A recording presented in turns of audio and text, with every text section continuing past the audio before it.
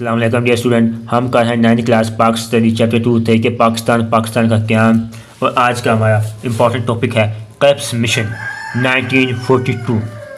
دوسری جنگ عظیم 1939 سے 45 کے دن، دوسری جنگ کب تک ہے؟ 1939 سے 45 کے درمیان ہی پھر امریکہ نے جاپان پر ایٹم بم پھینکا، جس کی وجہ سے بند ہوئی۔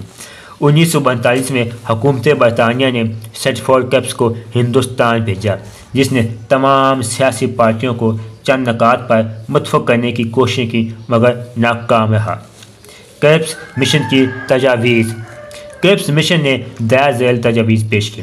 جنگ کے بعد برصغیر تاج برطانیہ کے ماتحت ہوگا، لیکن اندرونی اور بیرونی معاملات میں برطانوی حکومت کسی طرح کی دخل اندازی سے گریز کرے گی۔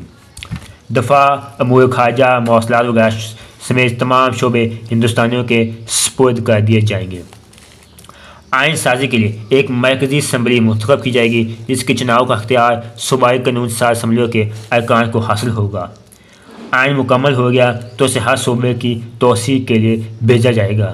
جو صوبے آئین کو پسند نہیں کریں گے وہ بااختیار ہوں گے کہ مرکز سے علیحدہ ہو کر اپنی آزاد حیثیت قائم کر لیں۔ اقلیتوں کے حقوق کے تحفظ کے لیے مناسب اقدام اٹھائے جائیں گے۔ سٹفورڈ کرپس کی یہ تجاویز مسلم لیگ اور کانگریس کے علاوہ دوسری سیاسی جماعتوں نے بھی مسترد کر دی ہیں۔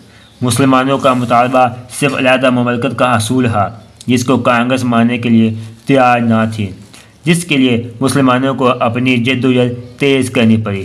1945 میں ویول پلان پیش ہوا، جس کے خلاف قائد اعظم چٹان بن گئے۔ قائد اعظم نے مسلم لیگ کو مسلمانوں کی وہ نمائندہ جماعت ثابت کرنے کی کوشش کی، جسے کانگریس نے ماننے سے انکار کر دیا۔ یہ تھا کرپس مشن 1942۔